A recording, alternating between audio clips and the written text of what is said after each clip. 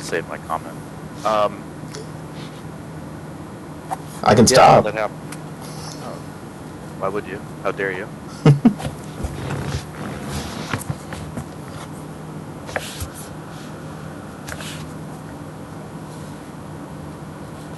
Yeah, shit, right? We're about to go talk to some spirits to figure out. Yeah. Oh, Vasilka wanted us to give her the flower necklace. Give that to the other flesh golem.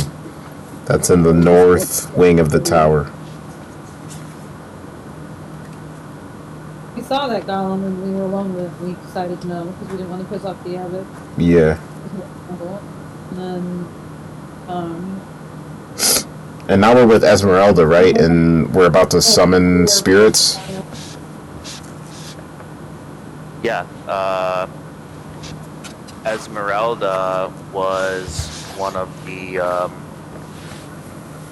tarot cards that Madame Aoife drew, which, do you remember the text or like the phrase that it said? I'm sure it's in here somewhere. Was one who will help Vistana searching for her mentor. So this was like an ally predicted by the cards that you drew. You would need this person to help you defeat Strahd. So it is in the cards and the fates that you have found this person. So you have successfully, well, depending on how things go today, you have found potentially the person to help you as an ally. So that's good. There were 1, 2, 3, 4, 6. I believe 6 cards. So the other one's the Torturer, the Town That Is Not Well, Dark Room Full of Ghosts, a Wandering Soul. Then there was a holy symbol for good and protection, which was the Myrmidon. And that one read, Wolves in the hills overlooking a lake. There's a treasure that belongs to Mother Night. And then another card of power and strength, a weapon of vengeance, sword of sunlight, solemn-faced in holy vestments, the bishop, pile of treasure beyond a set of amber doors. So, okay, there were 5 cards, just split up. So, and then the other one would be the card to lead you to Strahd, look to great heights, find the meeting part of the castle. So, just a quick reminder of some of the things you need to be keeping your eyes peeled for.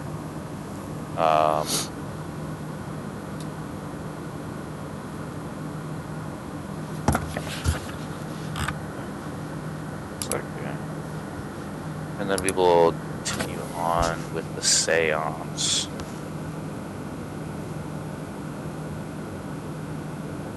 Okay.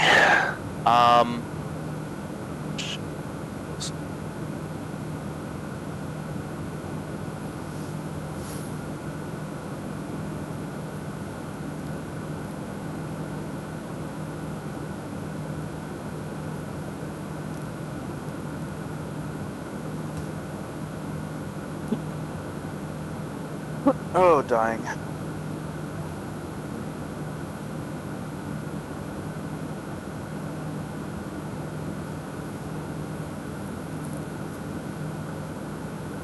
Okay. Respond real quick.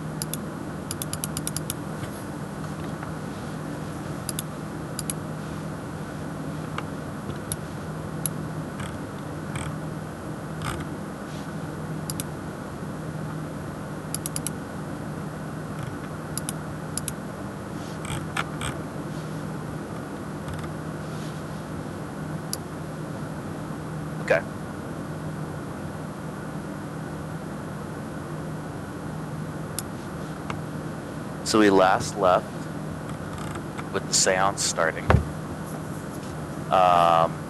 Esmeralda had said,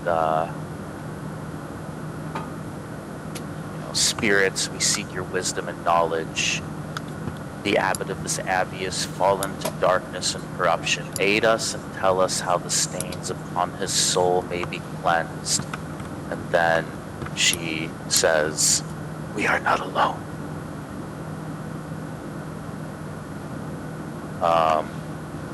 Are you on the screen, Ikenna, for the abbey?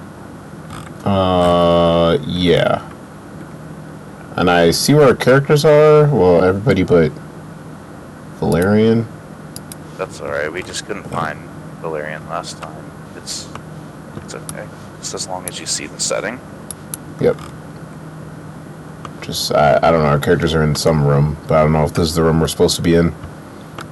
It's fine. Okay. You'll live. Maybe.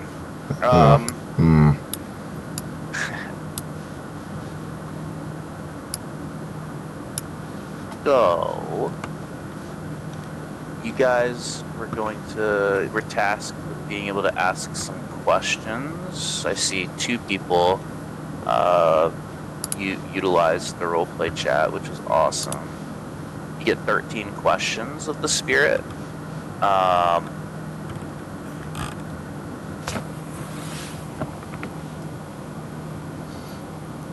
And there is a deck of Taraka cards that are laying flat across the center of the chalk circle that you guys are standing in. And Esmeralda, lets you know that kind of like a spirit board, the cards will allow the spirits to communicate across the veil. So it may be cryptic answers because the answers are going to be given through like the flipping and communication of cards. Is anyone have proficiency in Taraka cards? Yes. I didn't know that was a thing, so I don't think so. It is. Okay. Well, you may not automatically know what the cards mean. If you're not familiar with them, you could certainly ask Esmeralda. She may be able to help.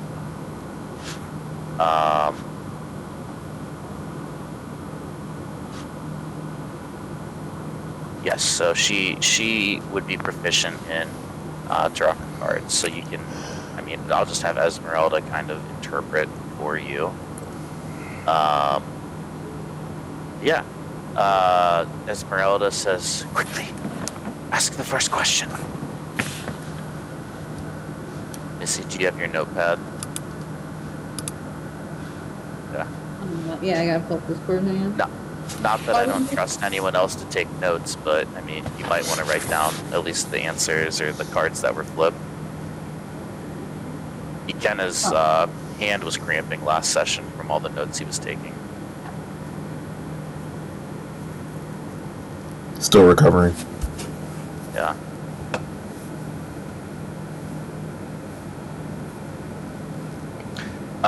Quickly. Ask the first question.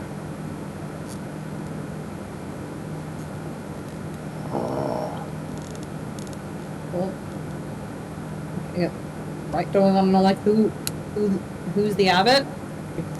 Who is he really? The cards that are face down. Let's make a tally, too, of questions asked. I can do that.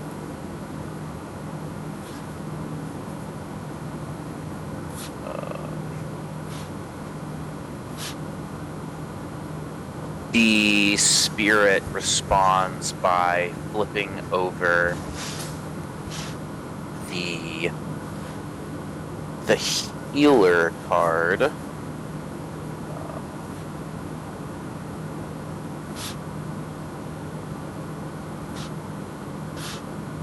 I'm not even going to bother finding the pictures of them. I mean, I can see them in my book, but it's the healer card that Esmeralda says.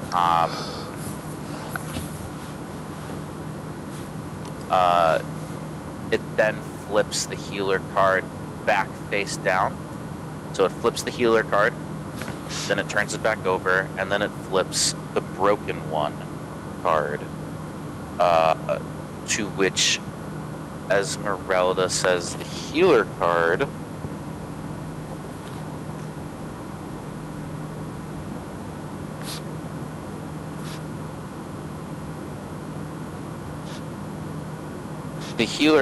says it represents healing, obviously, a contagious illness, disease, or curse, those who practice in the healing arts. That card is then flipped over, face back down, and then it flips the broken one card, to which the broken one represents defeat, failure, and despair, the loss of something or someone important, without which one feels incomplete. So, 2 cards flipped. It's kind of like interpret potentially like a sequenced order. It could either be, it's up to you, it could either be chronological order, order of importance, or contrast and transition. So first one's the healer, healing, contagious illness, disease, or curse, those who practice the healing arts. Then the next card, defeat, failure, and despair, the loss of something or someone important, without which one feels incomplete. Next question. I feel like that's redundant, because, like, what does he want? Then his goal is to find that thing, right? What does he want? What's his goal? Okay. Cards that are flipped over.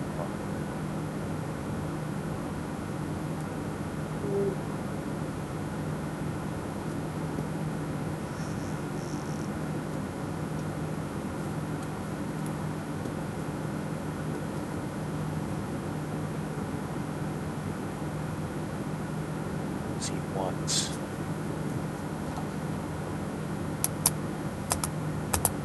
So 3 cards are going to be flipped here. The first card flipped is the Mists, something unexpected or mysterious that can't be avoided, a great quest or journey that will try one's spirit. The next card is the Marionette,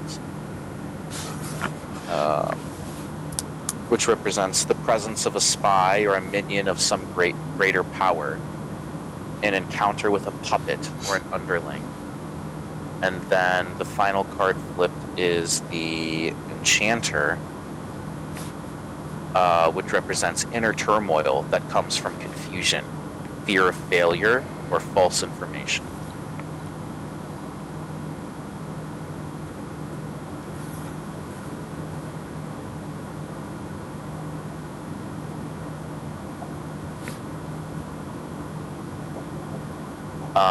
And then finally, there's a 4th card that's flipped.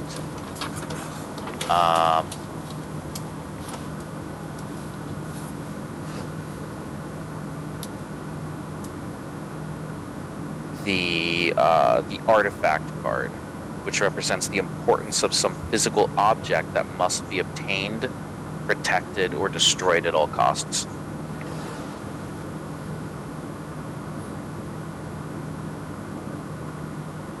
That was a lengthy one, but...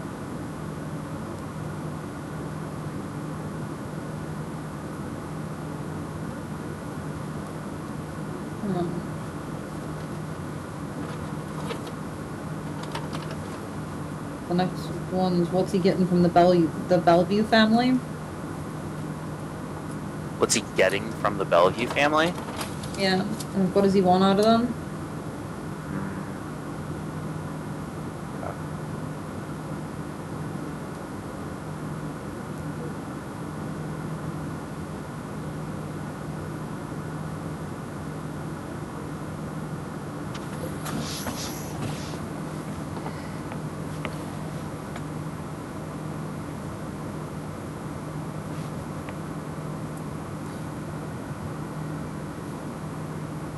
Uh,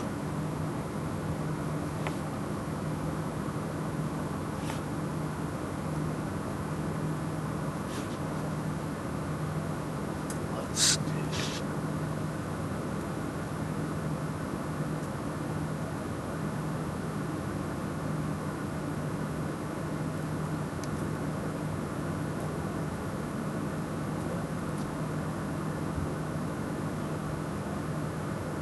So I'm like Taylor, having to like find cards that represent the answer. So if it takes a minute, I apologize. I'm just trying to find the right one, like something that is a good answer.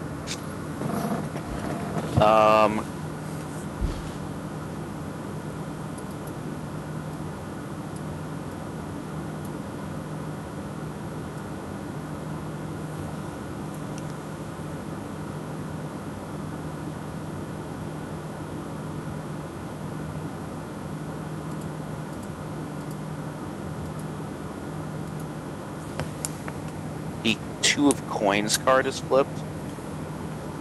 Sorry, the Philanthropist card is flipped, which represents charity and giving on a grand scale. Those who use wealth to fight evil and sickness.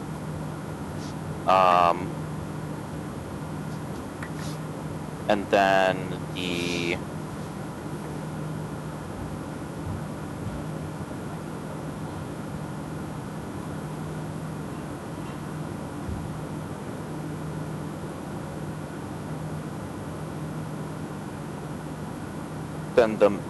priest card is flipped. Enlightenment. Those who follow deity, a system of values, or a higher purpose.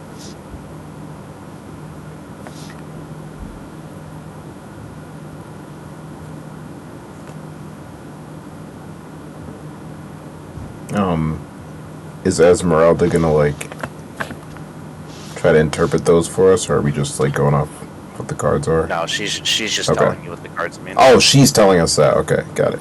Yeah. Got it.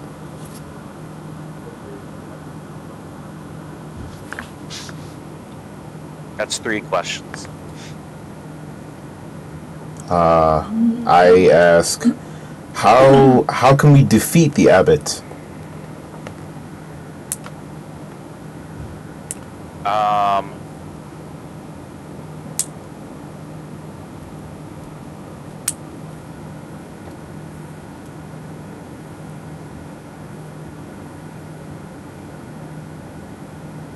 The artifact card is flipped, which is the importance of a physical object that must be obtained, protected, and destroyed at all costs.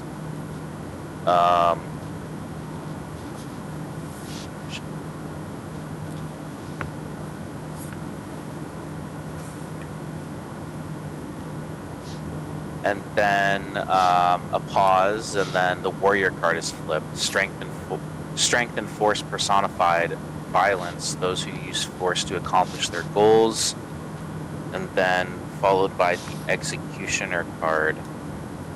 The imminent death of one rightly or wrongly convicted of a crime, false accusations, and unjust prosecution.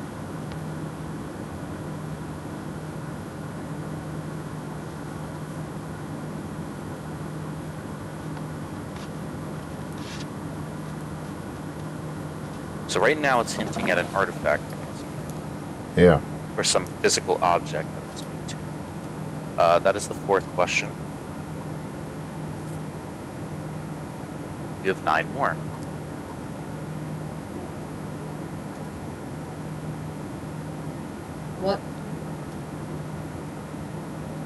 What illness is affecting him?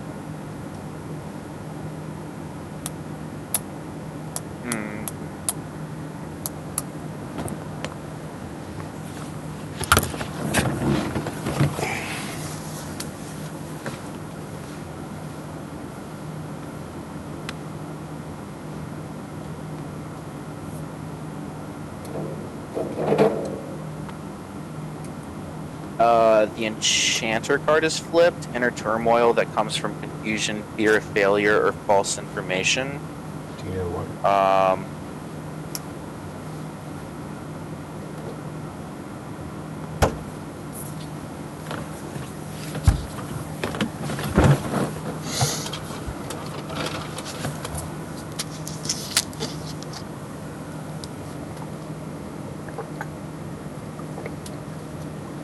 And then the tempter card.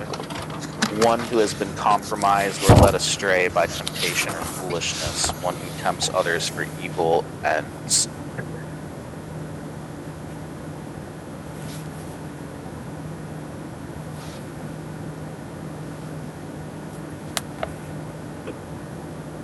That is 5.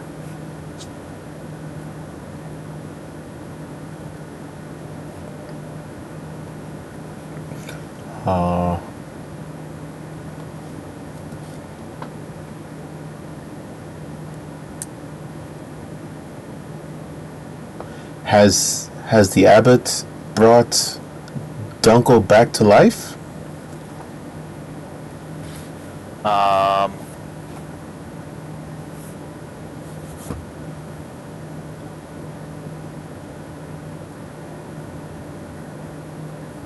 For a yes or no question, the diviner card is flipped, which means yes.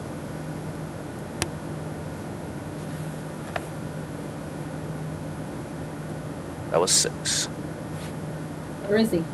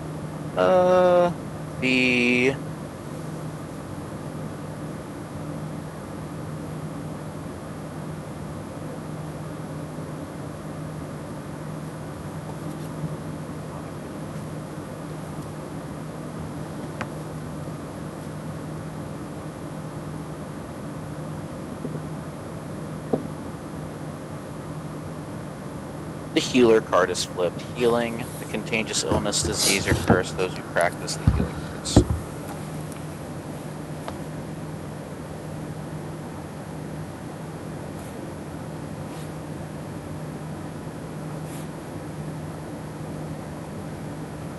That was 7.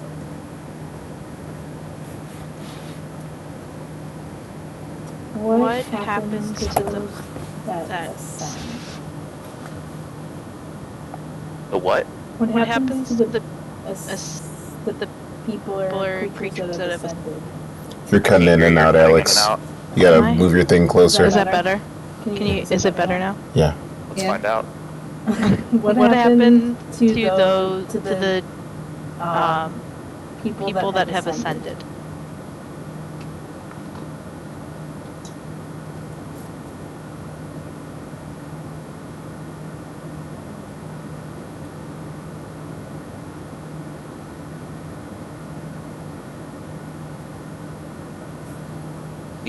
The horseman card is flipped, which represents death, disaster in the form of the loss of wealth or property, a horrible defeat, or the end of a bloodline. Jesus.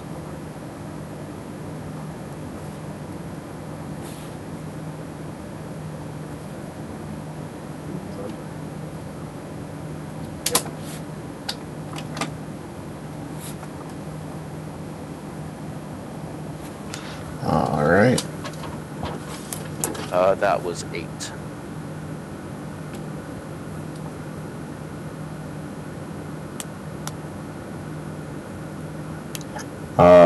Will the mist be lifted if Strahd falls in love?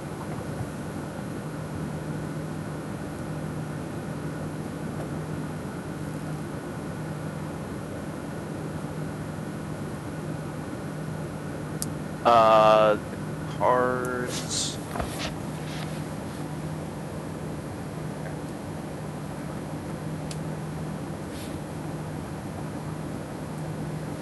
Both the Anarchist and the Diviner card are flipped at the same time, which Esmeralda says represents maybe. Fair enough.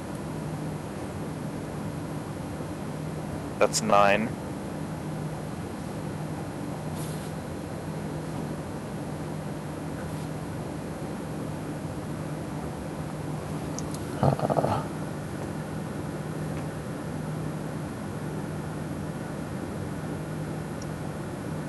Anything else? Or anything Esmeralda wants to ask him? Yeah, so Esmeralda,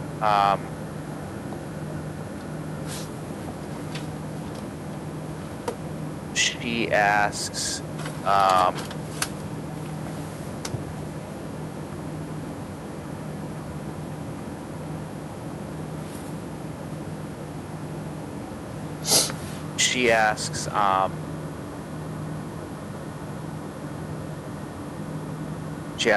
are you Saint Markovia? To which the spirit flips the card, the Diviner, which says yes. So you are speaking to the spirit of the Saint of Saint Markovia. She drops to her knees, and she says, Saint Markovia, where can we find the artifact?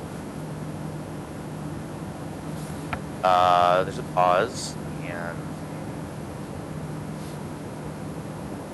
the Dark Lord card is flipped, which says, a single powerful individual of an evil nature, one whose goals have enormous and far-reaching consequences. The next card flipped is the Donjon card, which says isolation and imprisonment, being so conservative in thinking as to be a prisoner of one's own beliefs. She says, she asks, who do we need to kill? The card that's flipped is the Broken One, which represents defeat, failure, and despair, the loss of something or someone important, without which one feels incomplete. So the Broken. She looks at the rest of you. She says, we have one more question. What do you think?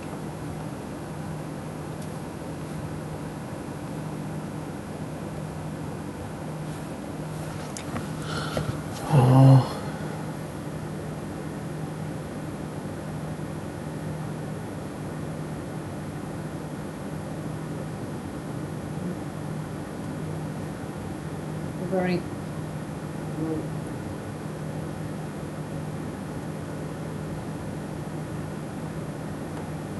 No, I don't know what to ask someone.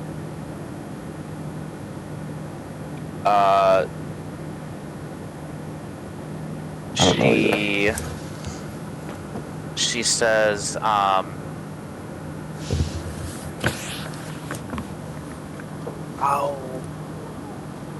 can we use the artifact once we found it to kill Broken?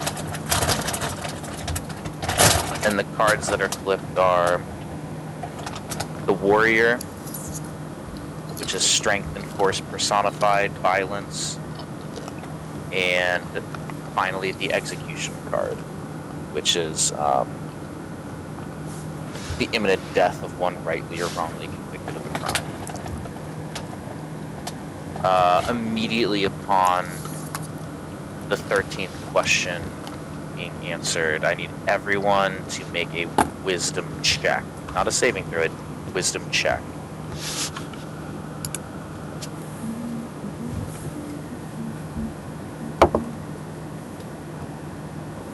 It's gonna be 14.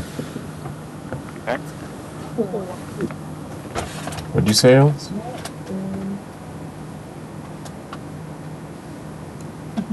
6.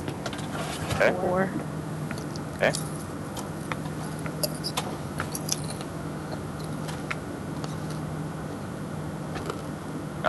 Would someone like to roll a d20 for Sal?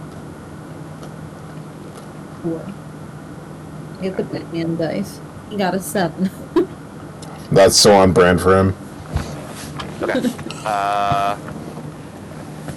We're not wise, right?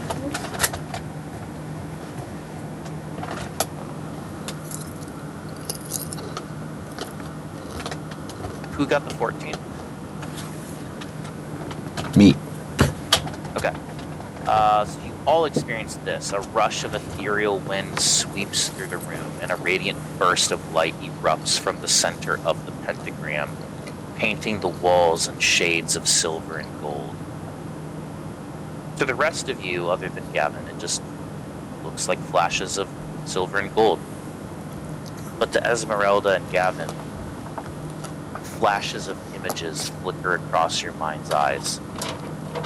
A white-robed woman kneeling before a man with wings as white as the purest snow, who presents her with the silver statuette of a cleric kneeling in supplication. The woman standing before a half-built structure atop a cold mountain spur, her hands calloused as she lays bricks upon a mortared wall. The woman raising a golden malice above her head, a prayer upon her lips as a shadowed fortress looms above her. The silver statuette sitting alone in a dark, cold tomb. The man alone on a mountaintop, a veil of mist shrouding his eyes. Each image that you see is accompanied by a surge of emotion. You feel humility, hope, defiance, and sorrow so strong, Gavin, it breaks at your chest with the long, bitter claws. But as quickly as they appeared, the visions now fade. And when you open your eyes again, you find the room return to its former state. Esmeralda takes a deep breath. What? What was that? Was that? Was that the abbot? A man with wings. It looked just like him, but his wings, they were white, as pure as the snow. And who was that woman? Was that the Morning Lord? Was that Saint Markovia? I don't know. But this shadowed fortress above, it has to be something of importance. Did you see it, Val? I didn't see anything, no. Am I the only one? No, I saw it as well, but I don't understand what any of it means.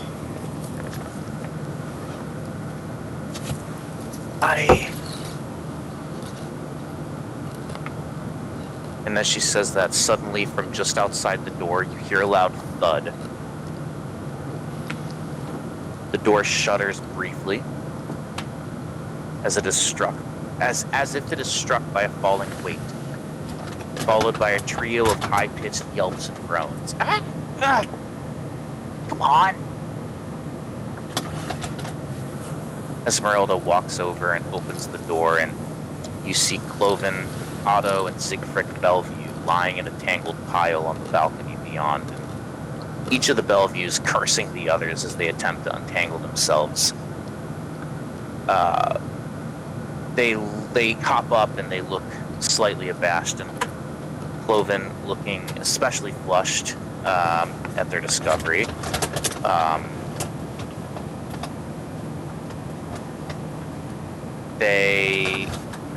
Cloven says, sorry, we didn't mean to eavesdrop. We just wanted to know more about the world beyond the Abbey's walls, that's all.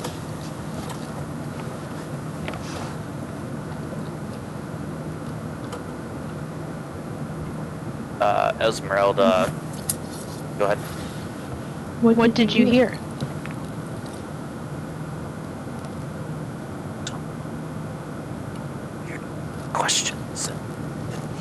answers. And then all of a sudden, you were talking about some sort of vision. Beyond that, nothing, I swear. We were just hoping we might learn the fate of our father, Cyrus. We heard you ask, but we didn't hear an answer. Unfortunately, it seems like your father's dead. Jesus. That can't be right.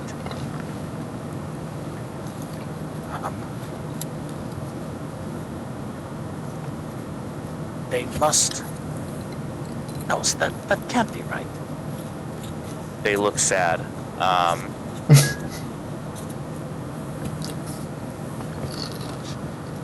They say, well, I refuse to believe. They were perfected and then spirited away to somewhere.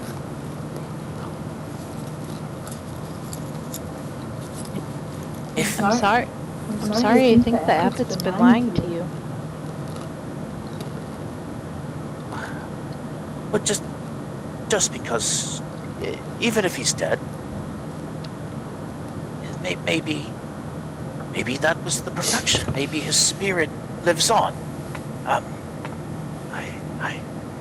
They look kind of very distraught, kind of like grasping at straws.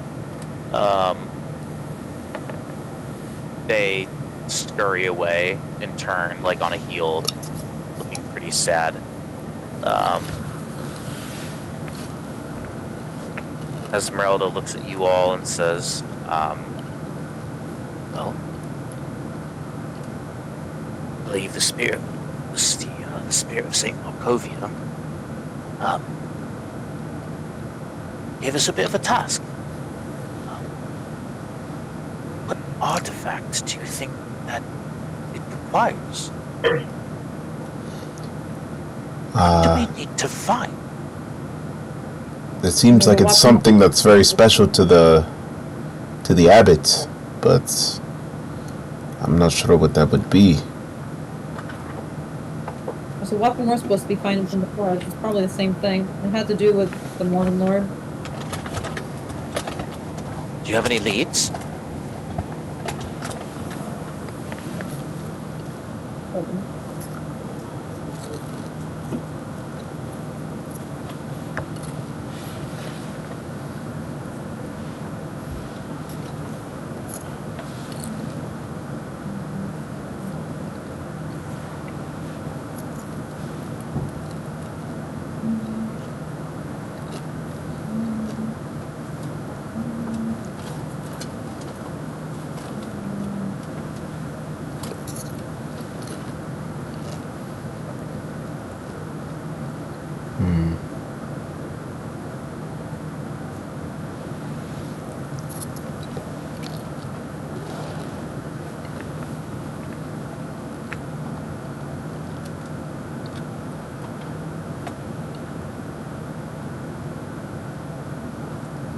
I don't think we have any leads at the moment.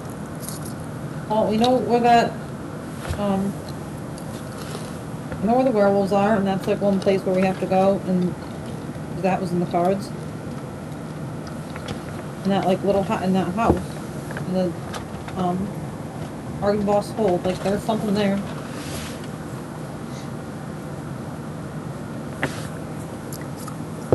And we know the holy man, crown symbol, that's the weapon. Number 3.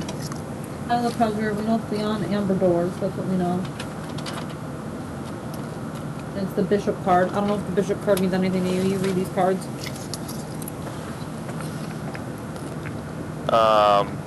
She looks at the bishop card, studies it for a moment.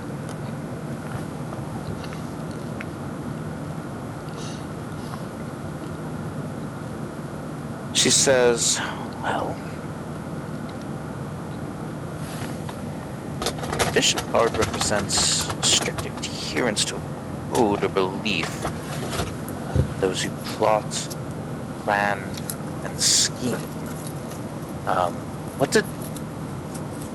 Who read these cards to you? Amiibo?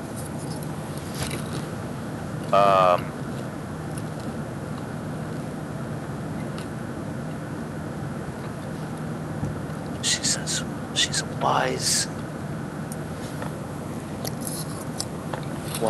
reader. What did she say about the bishop? He said, I was sick. What's that? A pile of treasure and it's beyond amber doors. Amber doors.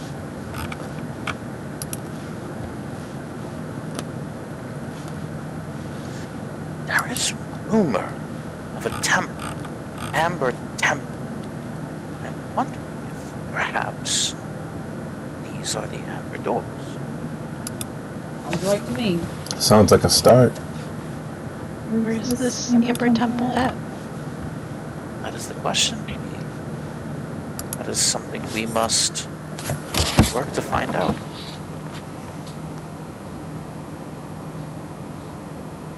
But it is rumored that it is thousands of years old. Unfortunately, I personally do not know the way to this temple. But perhaps we should keep it in mind. Do you know anyone who might know?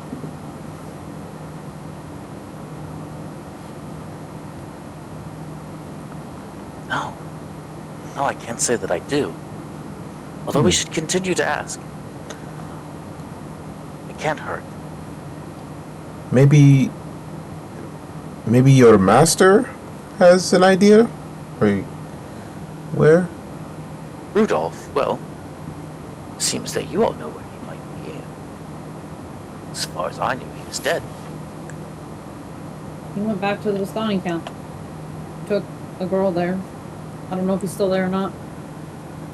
Which camp? There are many. Oh. At Balaki? Oh, didn't he go back, like, all the way... Where was that? Like, all the way at the beginning. Vistani camp, yeah. Are you asking me or telling me? Because I don't... I'm not from here. I don't know where we came from, and I don't know where things are going. I just know that we saw a Vistani camp when we got here. We've been traveling for days. We haven't gone back there, but that's where he had to go. Oh, well, could be any Vistani camp then. Maybe we can try it. But, that's even if he knows. Which I don't know if he does. I can't imagine he would. Hi, Kevin. Yeah. Kevin? We can't hear You're you. muted. Sorry, I wasn't sure if you guys could hear yourself through my my speaker, but yeah, sorry, I'm stupid and forgot about time zone changes. That's on me. I'm gonna be square with y'all. What are you doing in Texas? I'm here for work, so we had our like annual national convention. Nice. So, yeah, I've just been wasting my week in Texas. What Well, part of Texas? Dallas. I was in San Yeah, Antonio. I've been here. What was that? I was in San Antonio like 2 days ago. Oh, could have met up. What then? Were you there? Yeah. I mean, I've been here since Monday. Texas is so big, I feel like those cities are like nowhere near. I don't know. I don't know anything. So, Ain't that the truth? Yeah. Burn. Bazinga. I didn't hear what you said, so I'm assuming you talked shit. It was about me. It was about me, not you, Kev.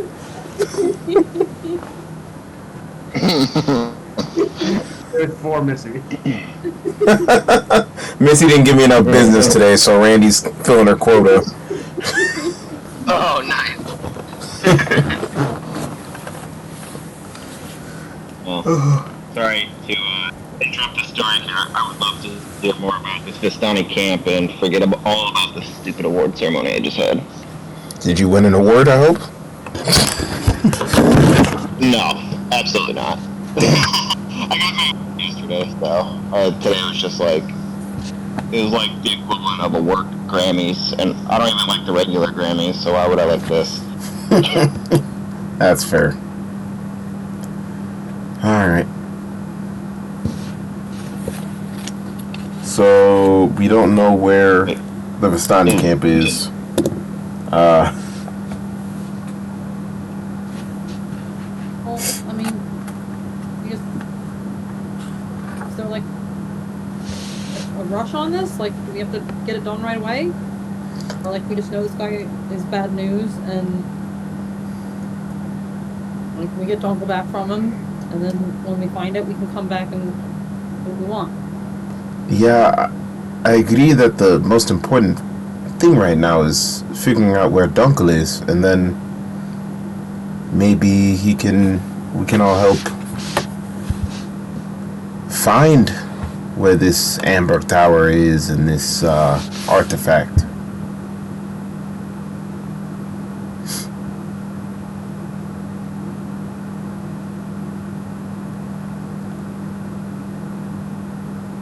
So, Esmeralda, do you think you could help us try to locate our friend? Well, the guards did say that I am to help you. And it depends. Are you still willing to help me find Ilya Kresk? Yeah, sure, but, like... Yeah. You're all the way out on, like, killing all these werewolves, okay? I didn't hear what you said, I'm sorry. I heard werewolves, okay? I just don't think that we should just, like, go in there and slaughter all these werewolves. Like, I think that there's more to the story with them. So, I'm just not trying to go in there and, like, kill them all. The werewolves that kidnapped the boy and are holding him hostage. He's also one of them, and he didn't take his potion on purpose because he wanted to go find him. So, this isn't all their fault. I suppose these are questions we should ask. Yes, that's fine. I think that we can approach with caution and with the intent of finding out information before we strike. But I will be ready to strike should the time come.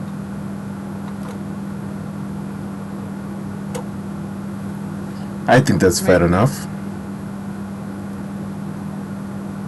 So what comes first? Get Donkel back. So, how do we do that? Well, sounds like he's somewhere where healing happens. I do know across the upper floor here, there's a room.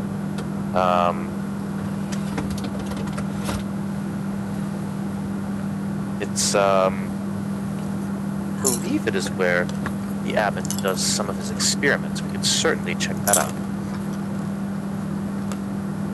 When he left, did he go upstairs? I remember where he went. I think he did.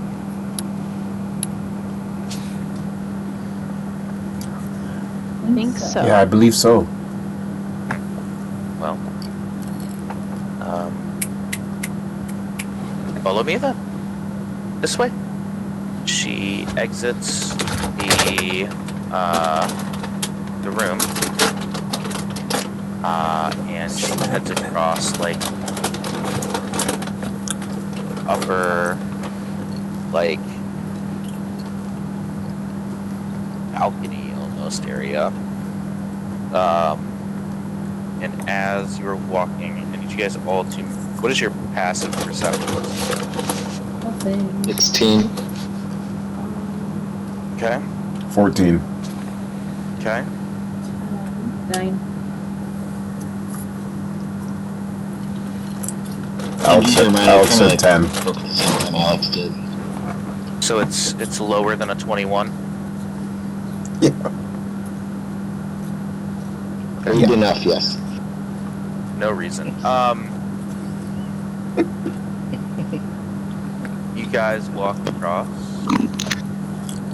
the balcony, and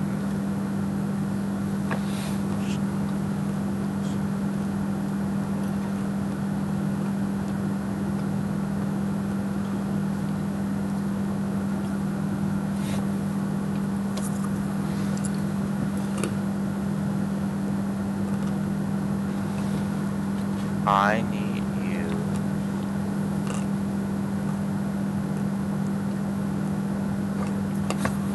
to How many archers are here? Close range, tell him good luck.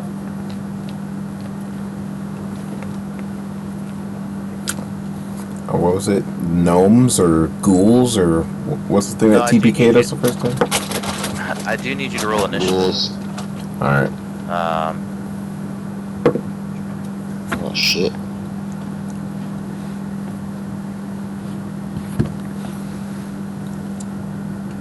Alright. Whipped out a dirty 20. Nice. I got an 11. 7. Alex, I don't know what's going on with your mic, but we can't hear you. A 7. That was better.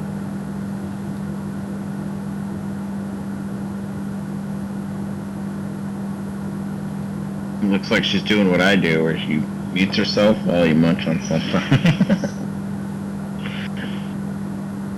There's not initiative tracker.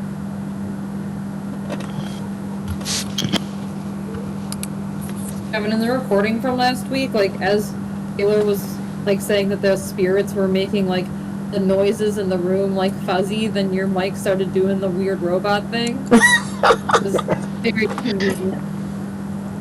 Oh wait, did you hear the That knock? was an omen. Did you hear the knock in the recording, Missy? Oh, yeah. But yes, the knock was there. It only Of course. Of course it is. It really is. It's ridiculous.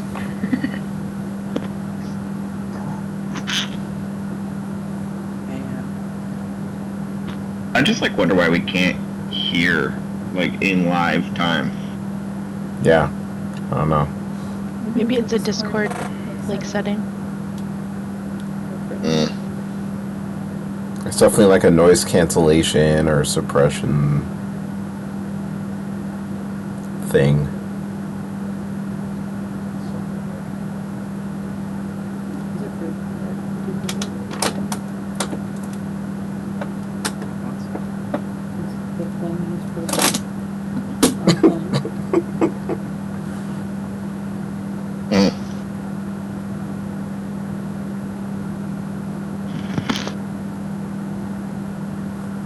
Who walks up front? Is that Hattie? Yeah. Hattie's in front, Sal's in the back, and then me and Val are in the middle. Deal. Missy, I'm assuming that you're feeling better now? Not really. Like, I Oh. mean, better than I was Saturday. Saturday I was, like, in bed all day, like, vomiting, but this is, like, the longest week I've ever had in my life. That sucks. Mm-hmm. Hard to hear it.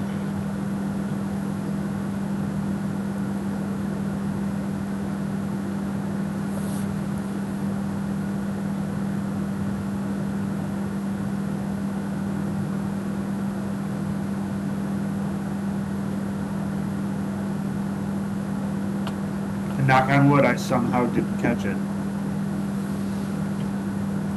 I feel like the stomach flu is like a guaranteed for everyone in the house. Like when Yeah. it comes. Mm-hmm. Did the kids get it? Ben was They sick started on with it. last Monday. Mm. Yeah, he he was sick for like 2 days, and then Missy got it for like, let's say we were sick for like 3, and then I just like suffered the after effects. Yeah. Yeah. You said you were having like sinus issues, Randy? I actually ended up having like a complication from my surgery.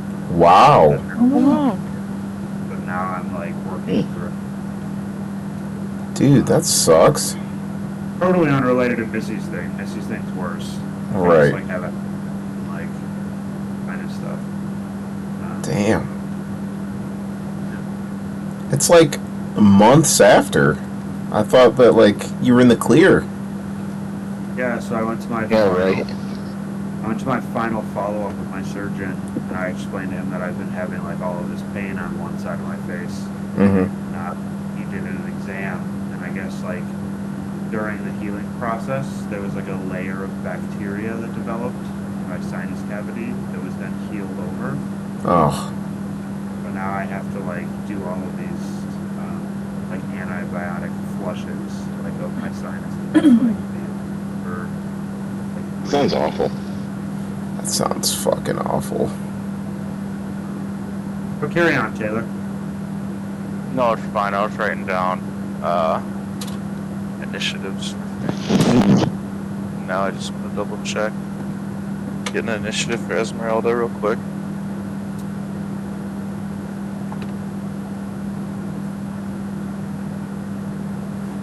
So I use this thing, the Navage. Are you guys familiar? That like nose thing. Yeah. Yeah. And it's like the greatest thing ever for anyone that has sinus issues. So fortunately, these like flushes just use the Navage, and I can just like insert the medicine in it. Nice. Just like and just take it out. So, yeah, it's actually That's pretty super convenient. convenient. Yeah. Yep. No, not the end of the world.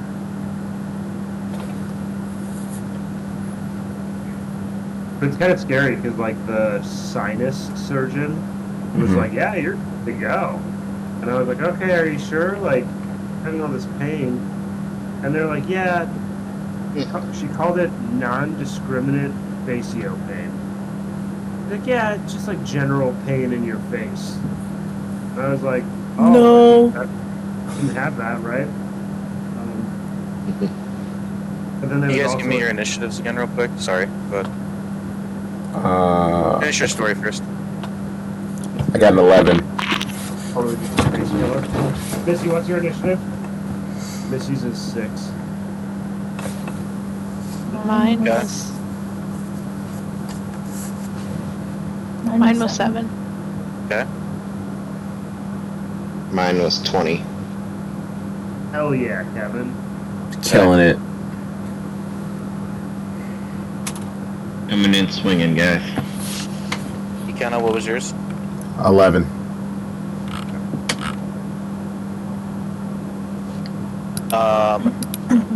You are all.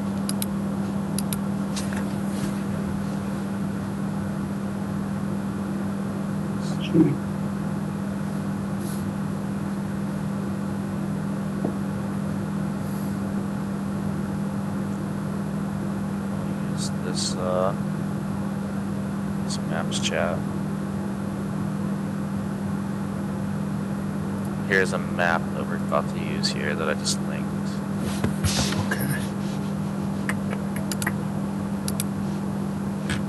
Val is in. Are you streaming it? I can. Just give me 1 sec.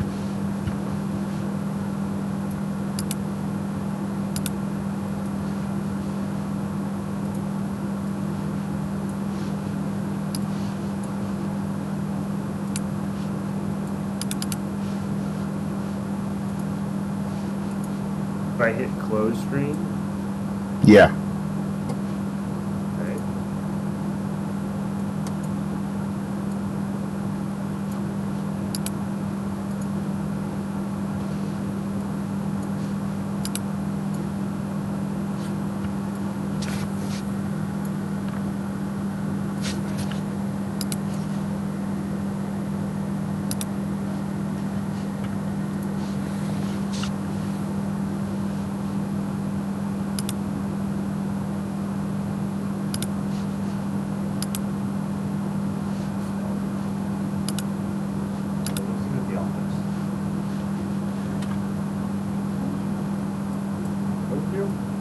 Okay, so first is gonna be, so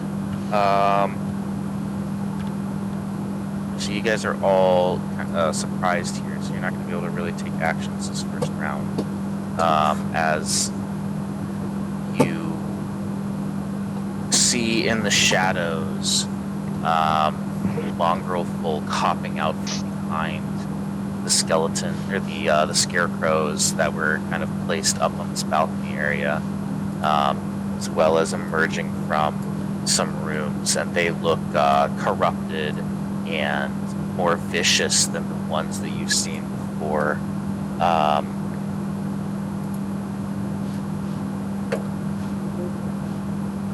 This one here.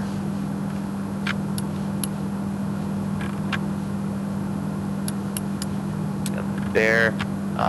Each of these squares is 10 by 10, so imagine each of these squares kind of split up into four quadrants. So that's why your tokens are a little smaller. That one moved there. Next is this one that pops out right at Esmeralda, and it goes down here, and it tries to bite or attack Esmeralda.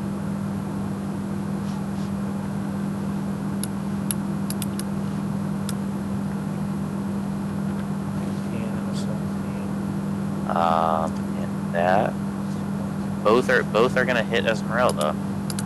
So a bite is gonna hit her.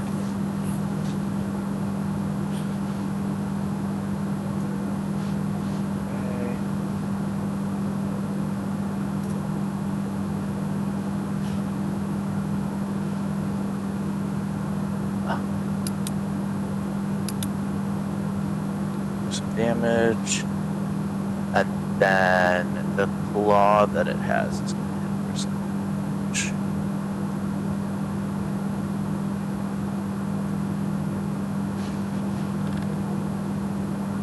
Next is this one that's going to pop out from behind Sal and attack Sal. Oh boy. 21 to hit, as well as an 18 to hit. Okay. Yeah, this bolt will hit. The bite is going to do 5 piercing damage, and the claw attack is going to do 4 slashing damage.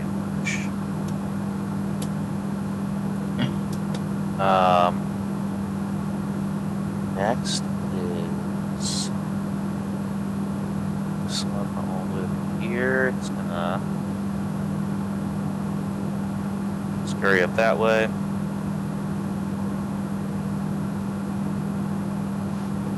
Next is this one that appears. It's gonna attack Esmeralda. Both attacks are gonna miss.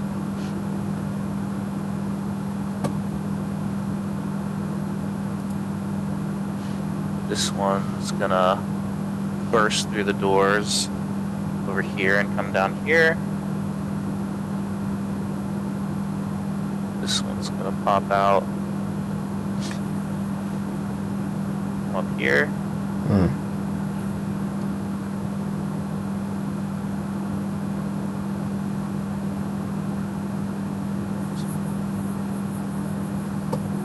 There. Let me go up there.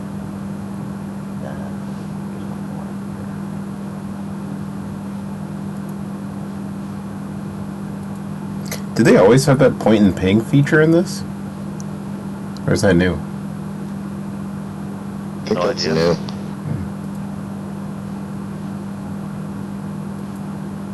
Alright, now we go back to the top of the round. Stal, you get to go first. Okay. So first things first, I'm gonna use a bonus action and disengage, and run over here.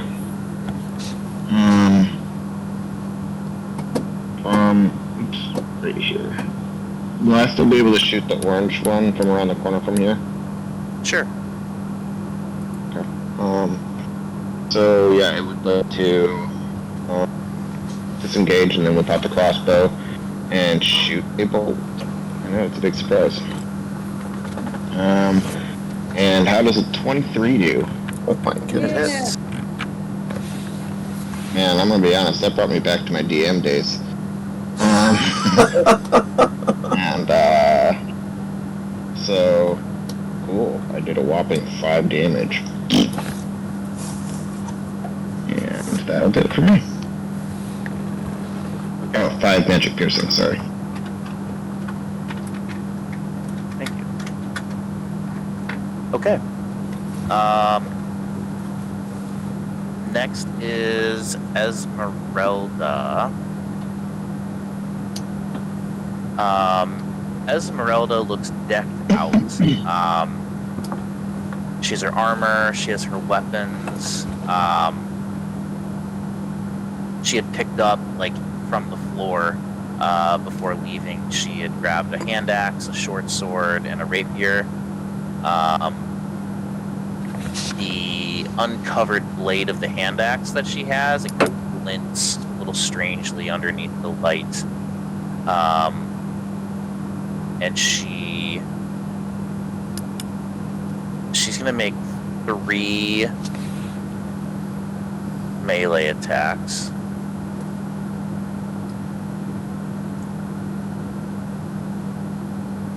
She's thick. So she's gonna, with a flourish of blows, she's gonna like very quickly attack with her rapier with 2 quick strikes.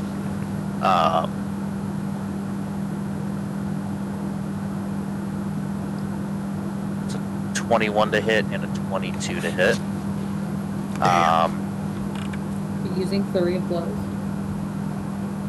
No, It's no monk. not a monk. She's using her rapier. Can you do that with the rapier? I don't know. You can do it with a staff. I have no idea. It's a light weapon, so maybe. Damage for each hit. The first hit is going to be 10 piercing damage, and the next hit is going to be 7 piercing damage. So that's 17 damage on the pink one.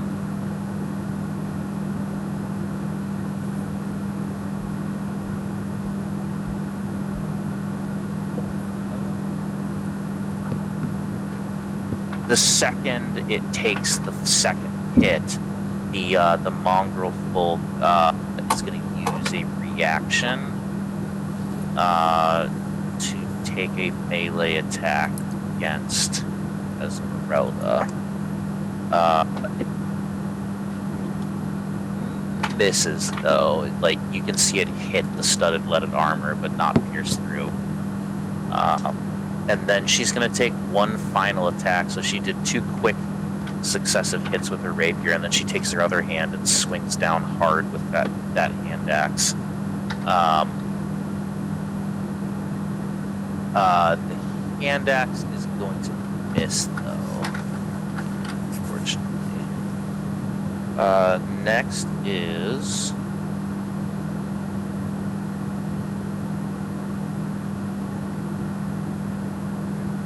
this one over here.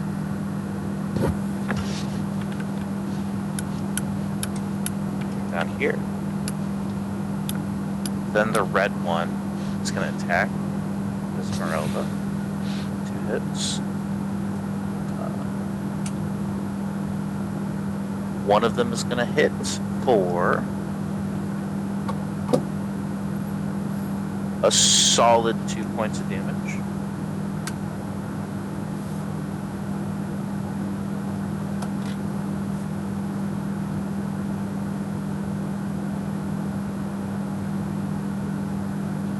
Next is orange one, which is going to take a step up and attack Val. A dirty 20 and a 19. Assuming both hit. You're gonna take 3 damage, then 2 damage, so a total of 5 damage.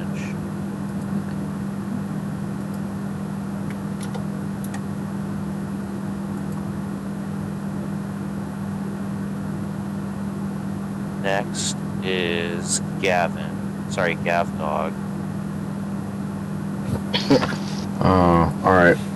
I am going to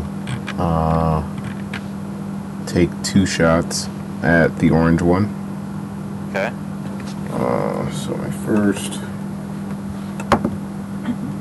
is going to be a dirty 20 to hit. Yeah. And then that'll be 12 damage for the first one. Which one are you attacking again? I'm sorry. The orange one. 12 damage. Yep. And then I'm going to take my extra attack. It's going to be like a 27 to hit. Mm-hmm. And then that'll be 9 piercing damage. Okay. After the first hit, it's going to take the reaction. As it's bloodied, it triggers and it's going to attack Val real quick. But it misses, and then your second arrow kills it. Alright, sick. And I'll end my turn. Kill this boss. Alright. This one's going to go over here. What's this one?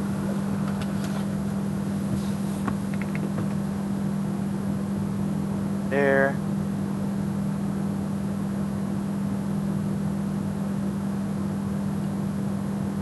Pink one is going to attack Esmeralda. Miss. Hit. It's going to slash Esmeralda for 4 more damage.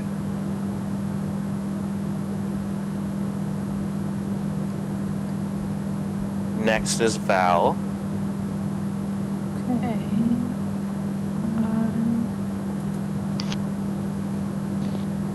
And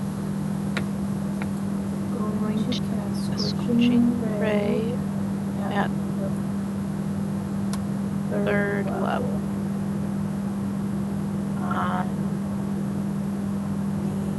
Got the yellow guy. And so I want like the yellow is that's Do you need me to zoom in? Are you, yeah. what's up? The yellow guy. Actually all of them at the yellow guy. Okay.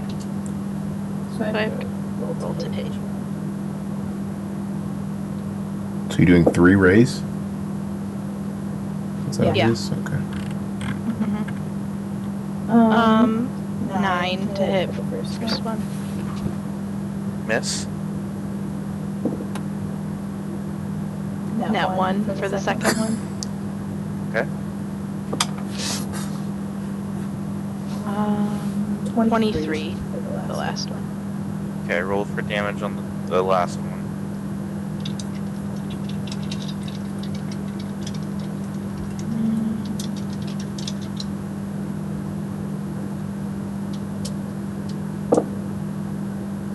Seven. 7. What type of damage? Fire. Pick odds or evens. Odds. Okay, roll a d20. 15. Okay, roll damage. Roll what for damage? Scorching ray, sorry. Okay, no, you're good. 4. Okay, you wait. take full. But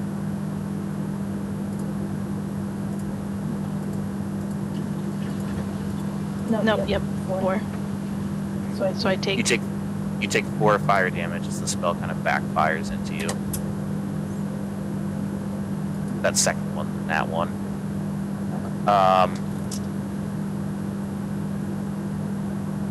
Next is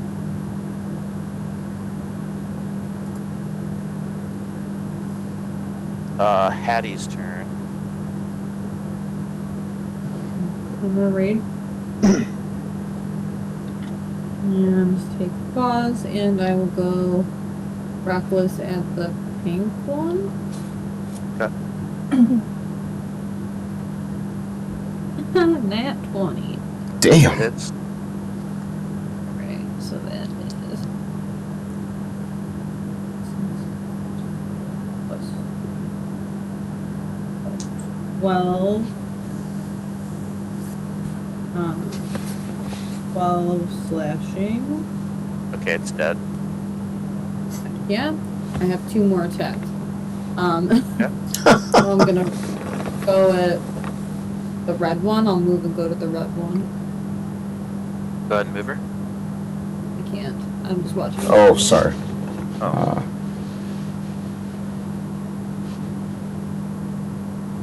Alright. Again. 23 to hit. Let me check. Oh. Not very good on damage.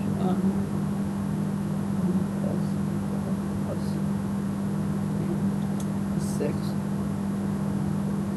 6. 6 damage. Yeah. Okay, And then I get to go again, so I guess I'll go at it again. go for it.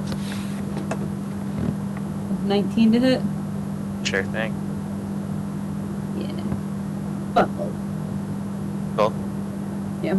Nice. It uses its reaction as it becomes bloodied to attack you. Mm-hmm. Misses with an 11. Sweet. That looks really dapper there. Next is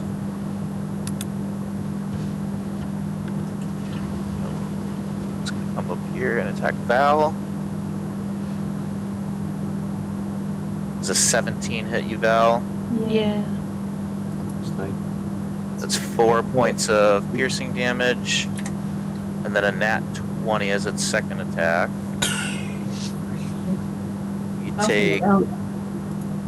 You take an additional 8 points of damage. Slash.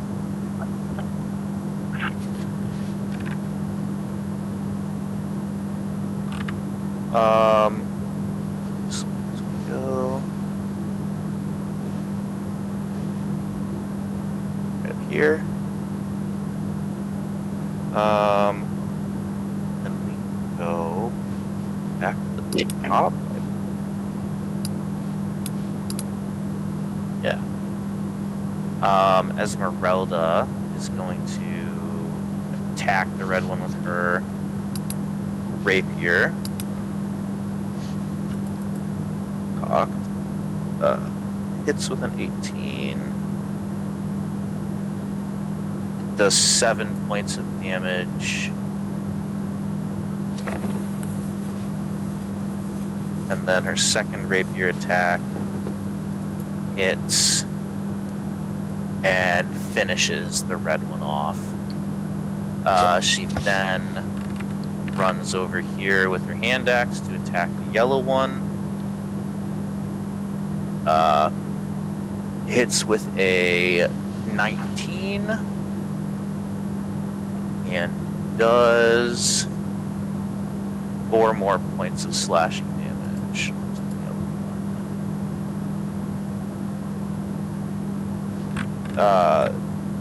Next to Sal. Alright, so Sal is gonna take a step back and try to make sure he has a clear angle between Esmeralda and Val to shoot his bolt at the yellow. And then he would like to shoot his crossbow. Alright. So 25 to hit. Hits. Looks like we'll be doing. Oh, beautiful. 15 magic piercing damage. Oh man, okay.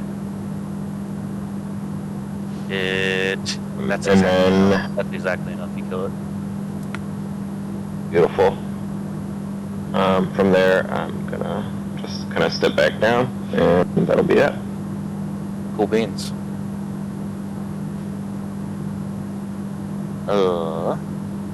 Nice. Next is this one that's super far away. There.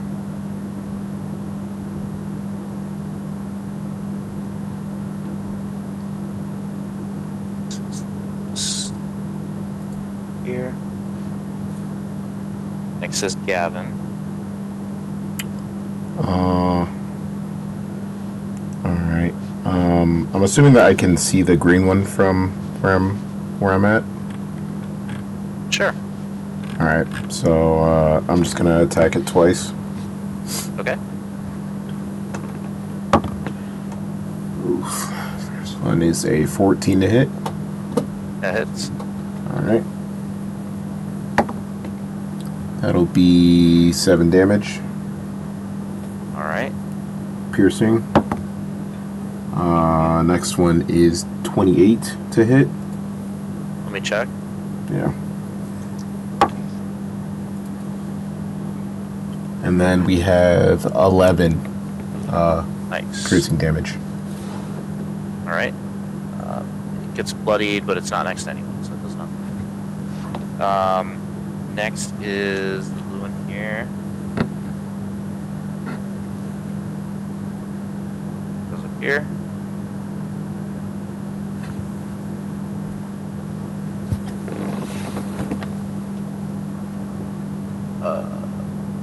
Let's go.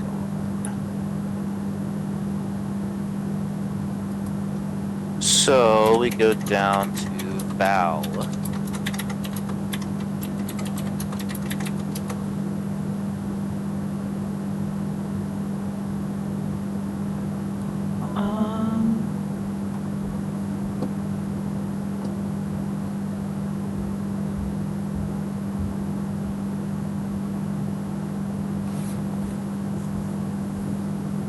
So you get to pick one of your abilities to use. Whether it's a cantrip or a spell or Yeah. I'm I'm trying to figure out. I'm I'm trying to figure out how vampiric touch works. Like, Uh, to make makes sense. Let me look. I believe you have to be obviously Touching. Yeah. But But it, I'm I'm just confused on the wording. Well, here I come to save the day. Let's see.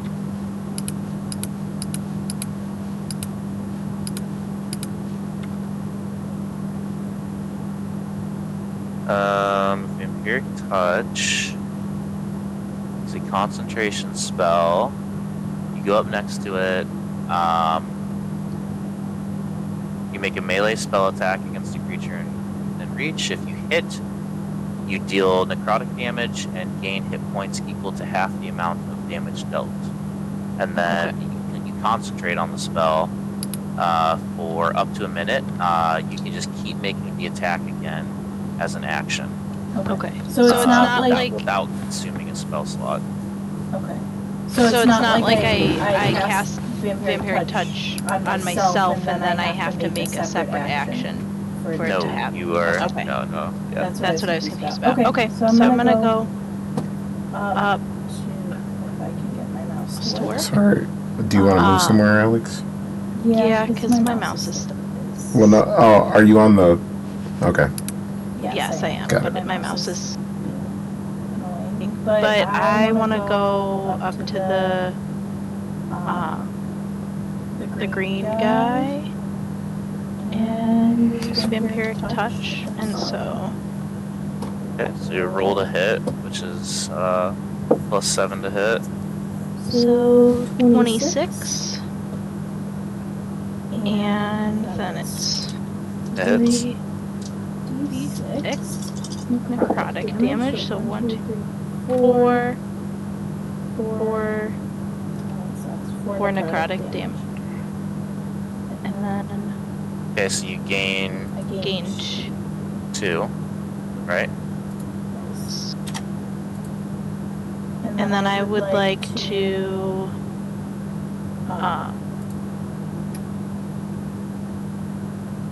Misty Step over. I don't. If can I Misty Step over here? Is that too far? Very much so. Bring it back. Okay. Let's see. Misty Step's 30 feet, right? Yeah. How far is that? So I think you said each square is a 15, quarter, 20, right? Like 25, square. 30. So I guess you could go right there. Yeah. This is, oh god. This is like 30, right? Let's see. Yeah, so 30 is going to be like, One You were square, here. one diagonally. so you Yeah. can get to like right here. Oh god, that's so far away. Right here. Okay. I'll go there.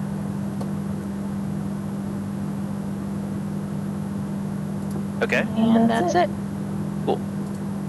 So you're concentrating on the vampiric spell or the vampiric touch, so you can like use your action to use that for up to a minute until you lose concentration. Next is gonna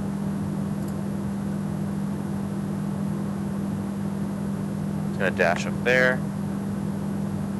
Next is Hattie. I can get to that one up to the top. What's your movement speed?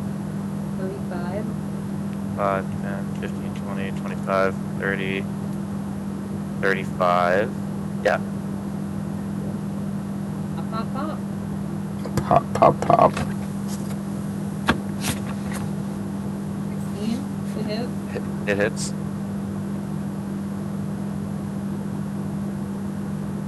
11 slashing. Okay. 20 to hit. 10 slashing. Gonna use. Are you doing reckless on these? Yeah. Yeah. It's gonna use a reaction as it becomes bloodied to attack you for 21 to hit. Yep. It's 4 non-magical slashing. So 2.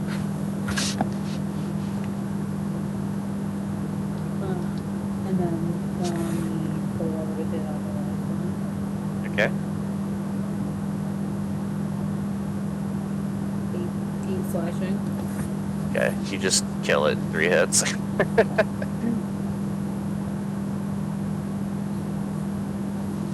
That's Awesome. crazy. Next is the purple one here. It's gonna dash there. Green.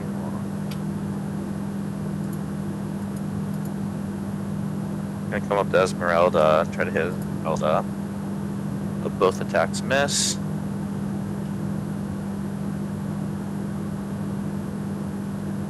Back to Esmeralda, who immediately attacks with her rapier, hitting the dirty 20 to hit, dealing 6 piercing damage.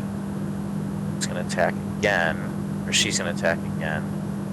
She actually misses the second attack, but she attacks a third time with her hand axe.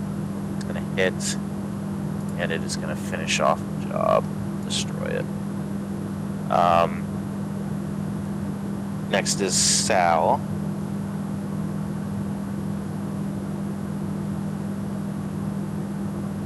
You muted. Muted. Sal is going to, he is going to 5, 15. He's gonna move right there. No, he's gonna move actually right up here. Sorry.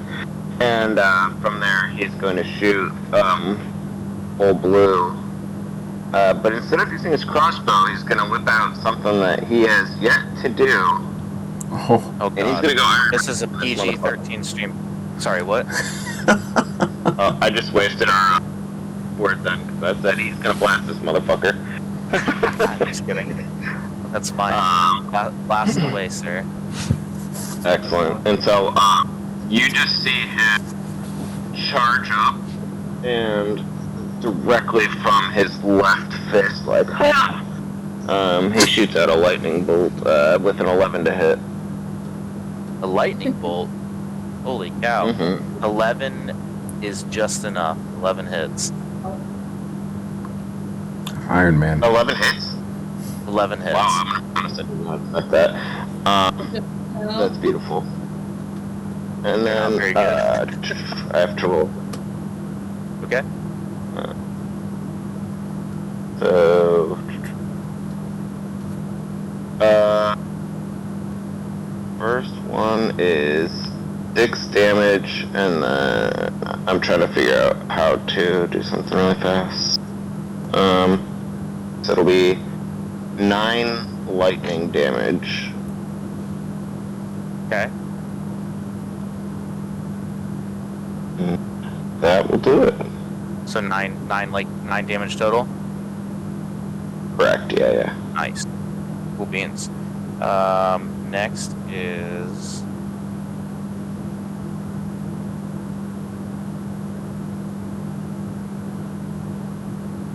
that one. Next is Gab Dog. Alright. I am...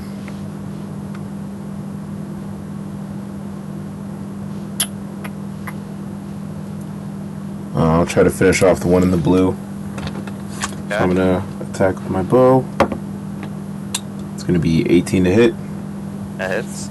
Alrighty. It's gonna be 9 damage. Okay. And that is 11. 11 hit. hits.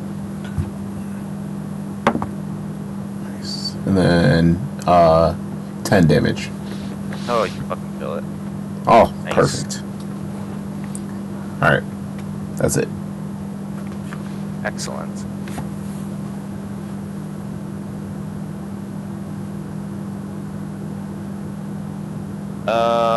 Next is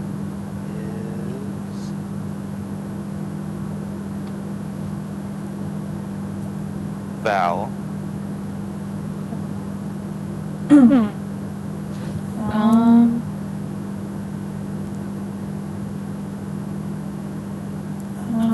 gonna move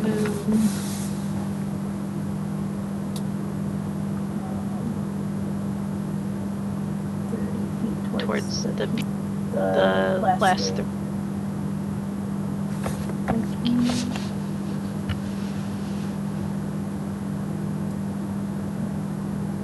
How far would that be? I'm still confused on Okay. What's your movement speed?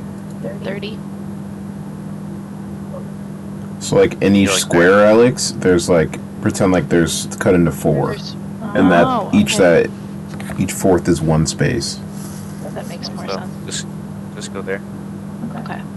And you're about 40 feet away from the closest. Okay. 35-ish feet. Okay. Then I'm going to cast Magic Missile at the second level at the tan one. Mm-hmm. So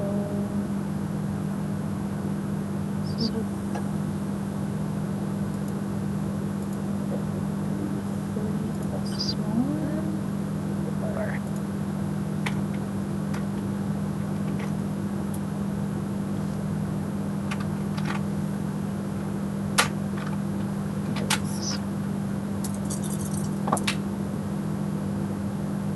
9. 9 total. Yeah. All right. Oh, 9 plus. It's plus 1 for each. 9, 10. 10. Yes. All right. Next is Hattie. Or sorry, next is the tan one. Then actually, just go. Missy, you can go because this is just gonna move up here. You get any closer to me? He goes there. It's a dash, so he doesn't do anything.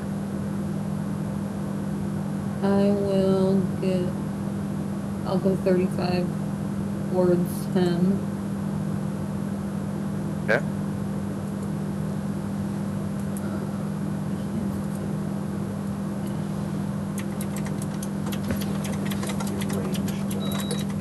I can throw a javelin at him. Can I punch myself in the face to maintain rage? No. Okay. What does it sound like? What do you mean? I'll take damage. I guess I'll throw a javelin at it. Can I? It's 40 feet away, so. Yeah, so I could throw a javelin. I mean, to be fair, even if you couldn't throw 40 feet, you could still throw a javelin. You could certainly try. Do you have any javelins equipped? Oh. Also, is everyone here aware of the issue with like the weight of a javelin? No. How people? I'll make this super brief. People were getting too good at throwing javelins in the Olympics, so they were just like, well, there's a new record. I guess fuck it, we'll make them heavier. I don't know. And they like totally redesigned them not that long ago, so that way they don't fly as well. What? So now, like, the new world javelin throwers just have no shot. That's like the old world javelin throwers. So tomorrow, when you're doing your business, just like Google it. It's an interesting read. I'm done. Throw your javelin. Now is Missy throwing a new javelin or an old javelin? If it was an old javelin, I'm strong enough to throw either javelin. I just don't want to. I'm just like roll to hit range. Just any. I equipped them for you. Your javelin, the range is 30 by 120, so you can throw, but it'll be at disadvantage since it's at 40 feet. So you'll roll at disadvantage. It's still a +7, which is good. They were both 11s, so 18. Oh yeah, they hit. Or it hits.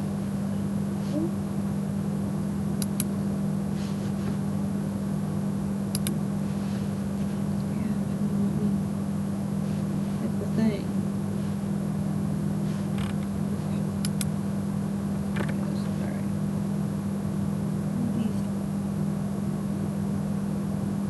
Alright. 10 damage. I don't get the +2 for raging, or I do. No, because it's not moving. Yeah, I don't think so. Okay. Alright, next is this one.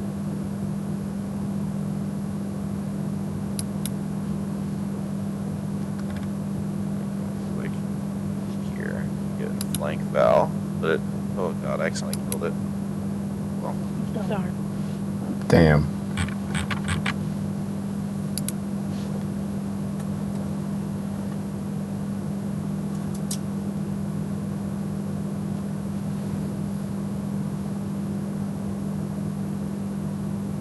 okay. That's gonna get there. But it used its action to dash. Next is Esmeralda, who steps forward to attack it. Hit nat 20s, one of the rapiers. The first rapier hit.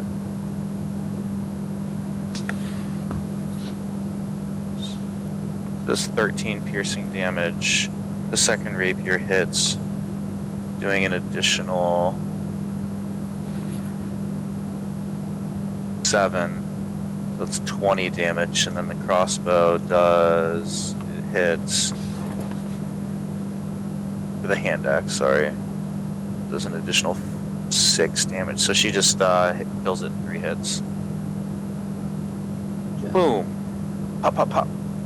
Then next is Sal. Finish him. Times to track the goal location 2023, the beginning. So Sal is going to, He's actually just gonna point his lightning launcher at the tan mongrel and take a shot there.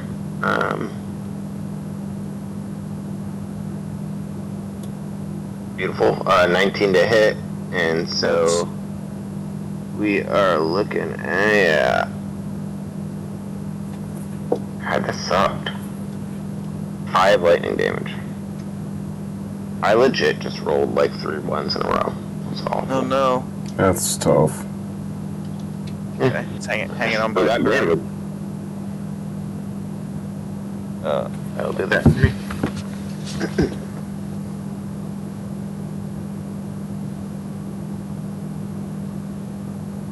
Get up to like here. Fucking Oh. hold it. God damn it.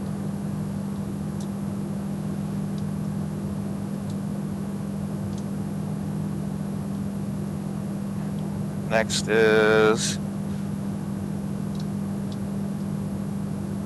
Gavin. Alright. I'm gonna move to right about here. And then I'm going to.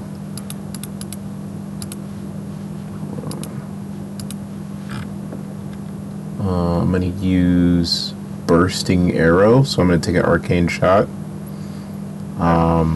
At the. I don't know, the one that doesn't have a border around it. Okay.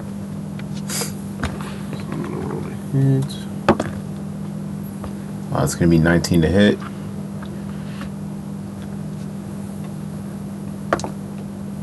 And that's going to be 9 piercing damage. And then with the bursting arrow, the target and all other creatures within 10 feet take 2d6 force damage each. Roll 2d6. 2d6.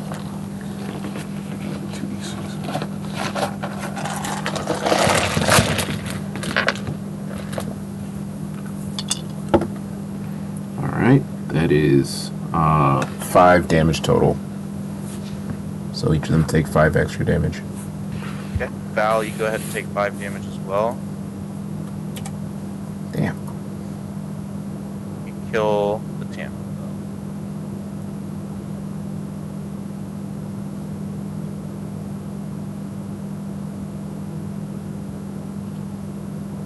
Sorry, Val. 5 to Gavin. Say that range though. Thanks, Sal. Next is Val.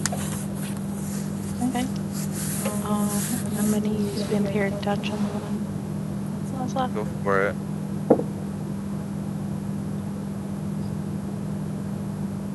Uh, 19 to hit.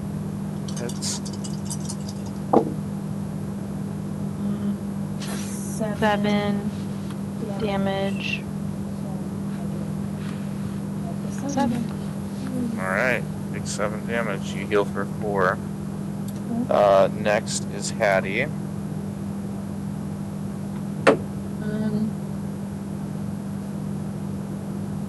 I guess You would javelin at that guy. Gotcha. Get a little 35. closer. Okay. Yeah, you're like 35 feet away. Yeah, I'll move a little closer to make it not disadvantage, like just in between Okay. Sal and. You go there, you throw it, and you're not at disadvantage anymore. Ooh, only 10. Not. Oof, miss. Right. Dang. Brutal. Next is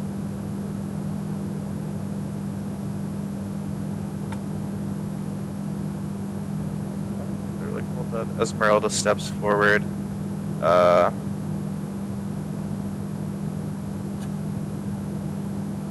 Hits with all 3 attacks. He's got this. She's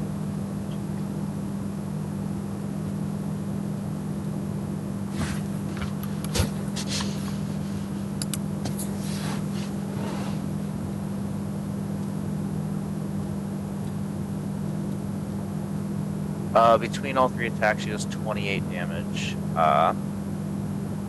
Kills it. You guys have solved my corrupted mongrel folk puzzle.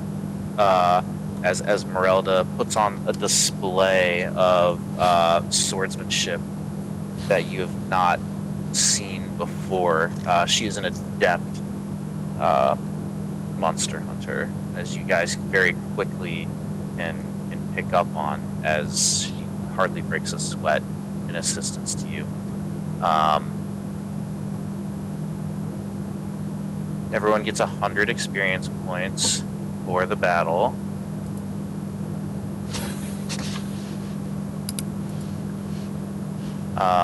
And while you're there,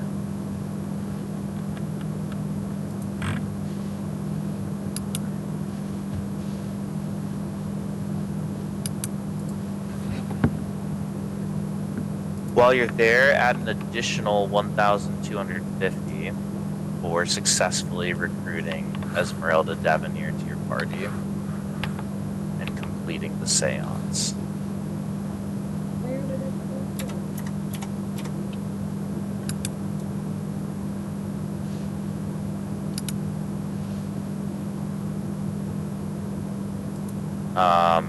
As you are adding that, and as the battle concludes, everyone's kind of panting heavily. You see across the balcony, standing in front of the door, he must have emerged. You see Dunkel standing there, standing next to the abbot, who the abbot has his hand on Dunkel's shoulder, and addresses you all and says, as promised, your friend is healed.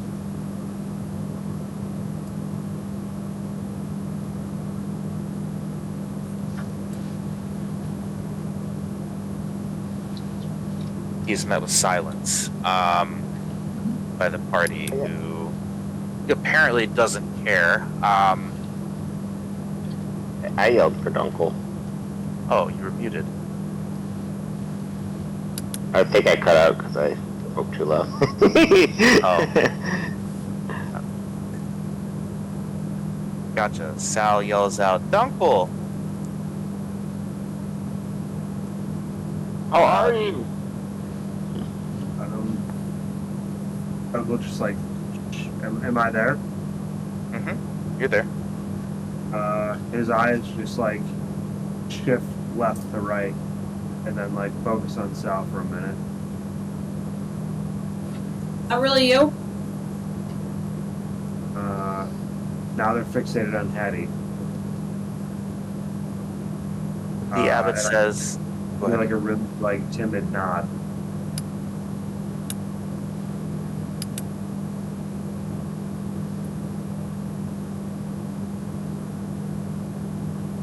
Are you okay? Yeah, but it Dunkel? says- You don't okay.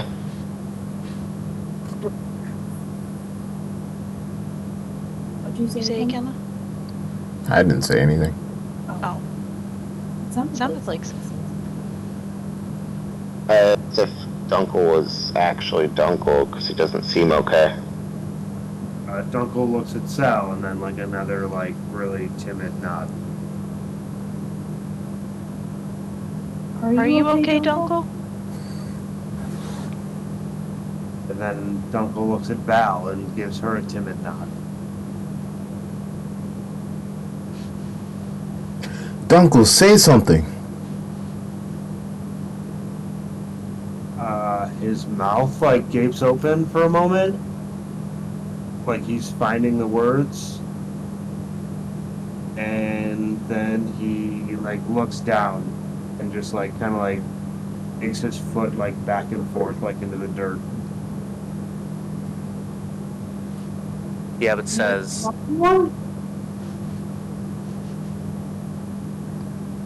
what'd you say? Can you like not talk anymore?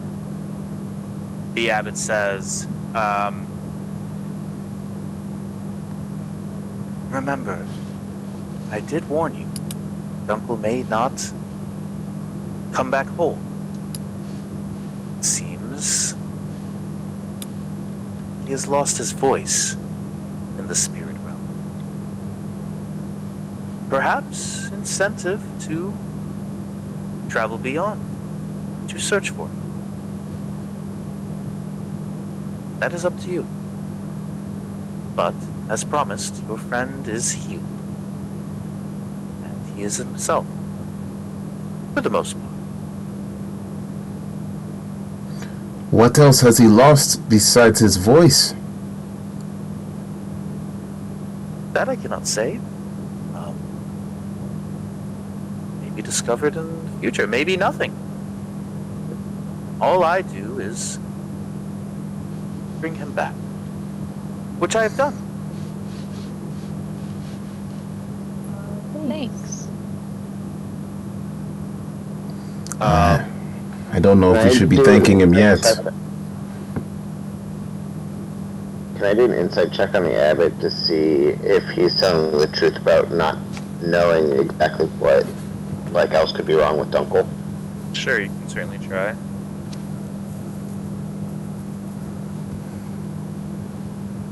A second. A dirty 20? Yeah, seems fine.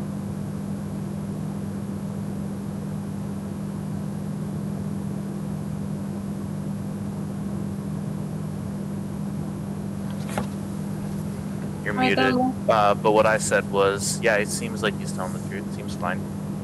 I don't think you were muted. I just didn't hear what you said. I don't think the mic. Admittedly, I'm on shitty hotel Wi-Fi, so that could potentially be Yeah, you're fine. the reason. But okay.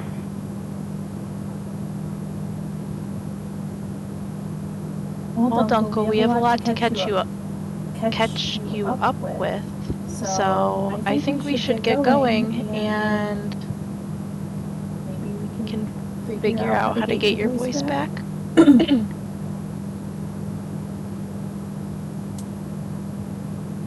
Do like a slight nod, and then try to walk over to the party.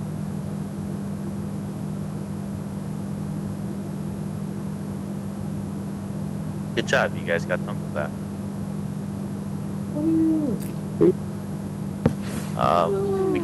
We can pause there. That's a good break. For the pause, I'd like to put my arm around Uncle and say, "Don't worry, we'll find your boys and your wife." I look up with like a sense of hopelessness and just really nod. Damn.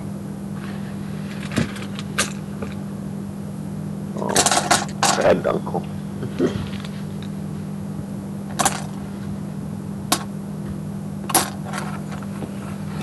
Well, shit.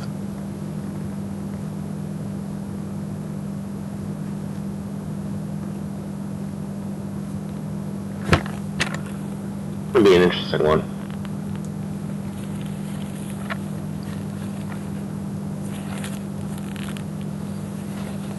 So are you traveling all week?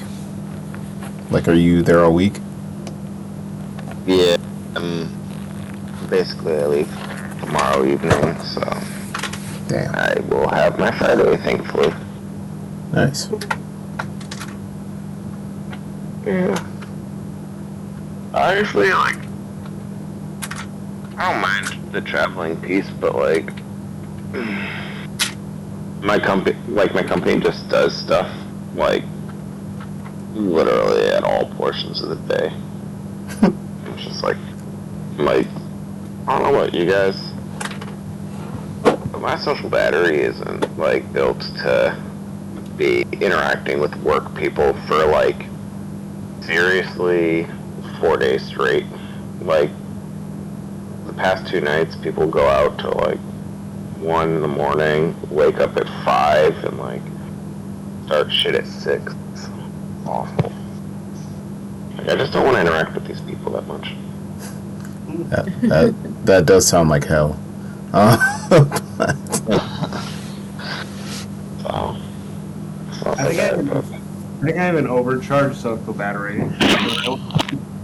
When I went on training for a week, everyone would just be like, yeah, I can have like a beer or two and then go to bed at 10. And I was like, man, really? Like, we're here for like, no, for a week.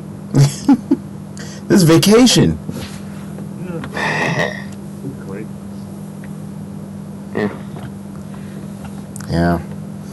I think it depends on who I'm hanging out with from work, on whether my social battery gets drained very fast. I mean, if it was just my office, like, yeah, I could definitely do that. But I'm here with 1,000 other people. Like, Yeah. it, Fair. I was talking about it's like just, friends. Yeah. oh yeah, like in the office, like where I actually know and interact on a daily basis with a bunch of people, and I'm real cool with. Yeah, like I can definitely just do this and have a good old time. Randy, how's your social battery when dealing with Miss Katie? I'm all in, dude. Anything for the betterment of my children. Dude, what a good father. Uh, is the recording still going? Yeah, it is. Hold on.